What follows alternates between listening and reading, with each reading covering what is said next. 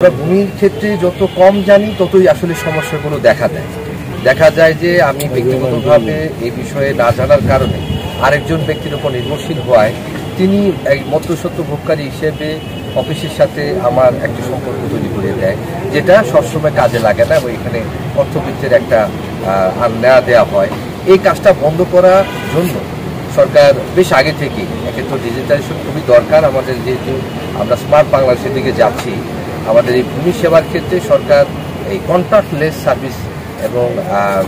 কোনো রকম অফিসের সাথে দেখা হবে না, আমাদের ক্যাশলেস সার্ভিস, কোনো ক্যাশ ট্রানজ্যাকশন হবে না, সবই অনলাইনে যে কোনো ট্রানজ্যাকশন করতে পারবেন, অনলাইনে যে কোনো সেবা করতে পারবেন, এই বিষয়টি চালু করেছেন এবং সাকসেসফুলি আমরা এখনো পর্যন্ত চালিয়ে যাচ্ছি। জনসাধারণের শুধু আমরা এই প্রচারণাটা চালাতে চাই এই সেবাটি আসলে কিভাবে তিনি গ্রহণ করবেন, কিভাবে আমরা আমাদের কাছ থেকে এই সেবাটি পাওয়া যাবে এবং তিনি যে সক্ষম একটি ছোট্ট মোবাইলের বা অনলাইনের মাধ্যমে তিনি যে এই সেবাটি গ্রহণ করতে সক্ষম, এটি একটি সহজ পদ্ধতি, এই বিষয়টি তাদেরকে জানানো। এতে যেটা হবে, আমাদের যে দুর্নাম রয়েছে বা আমাদের কাজের ক্ষেত্রে যে প্রতিবন্ধকতা রয়েছে, যে এখানে সাধারণ মানুষ আসতে পারেন না বা তাদের ক্ষেত্রে অতিরিক্ত অর্থ দিতে হয়, এই বিষয়গুলো থেকে আমরা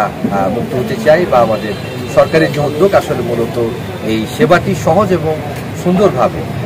কোনো প্রতিবন্ধকতা ছাড়া প্রদান করাটাই আসলে আমাদের ভূমি উন্নয়ন কর সিস্টেম, যার মাধ্যমে নাগরিক ঘরে বসেই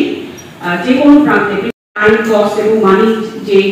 সেভিংসটা সেটা ইমিগ্রেশনের মাধ্যমে ইতিমধ্যেই এই সিস্টেমের মধ্যে আপডেট করেছে। এরপরে রয়েছে স্মার্ট খতিয়ান, যে জরাজীর্ণ ছেঁড়া অবস্থায় থাকার কারণে অনেক সময় দেখা যায় যে ভূমির যে প্রকৃত মালিক, কোনো ভূমি মালিক প্রকৃত ভূমি মালিক কিনা কোনো সংস্থা বা এই ভূমিটা যখন ট্রান্সফার করা হচ্ছে সেক্ষেত্রেও তারা